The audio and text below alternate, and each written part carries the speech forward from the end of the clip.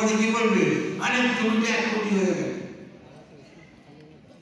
কেন যে ইনকাম এই অবস্থা আনটিল ডেট থেকে যাবে। এইখানেও ঠিক তাই হবে।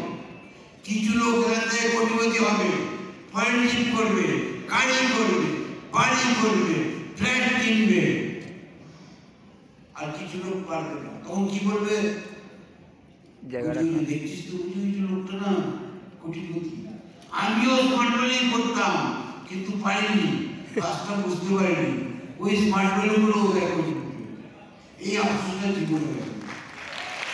Yes. Yes. অসুবিধে দেখি হয় কাজটা করতে,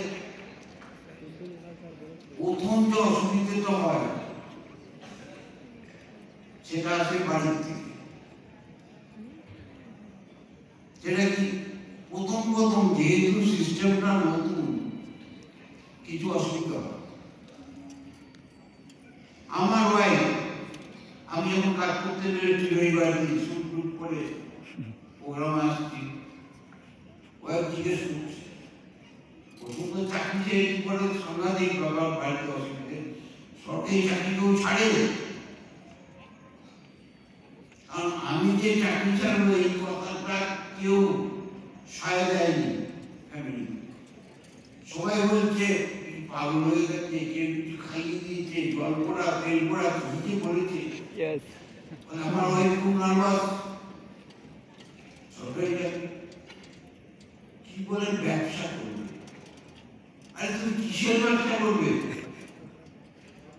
কম্পিউটার, কারণ নতুন নতুন আমি ব্যাপারটা কম্পিউটার ব্যবসা করবে। কম্পিউটার জানো? আমি তো জানি তুমি জানো না। আমি জানি না, তাই কি তুমি কম্পিউটার শেখাবে? তুমি তো জানো না। কম্পিউটার কি সারাই করবে? তাও তো জানো না। কম্পিউটার বিক্রি করবে, তার জন্য শোরুম চাই, প্রচুর টাকা নেই, ঘটে তো মাল নেই, করবে নাকি? আরে ভাই আমি নিজেই যাই না, পড়ে এটা বিরাট সমস্যা। কি করবো জানি না, লেগে গেল। সেকেন্ড প্রবলেম কি? ভয়, লজ্জা।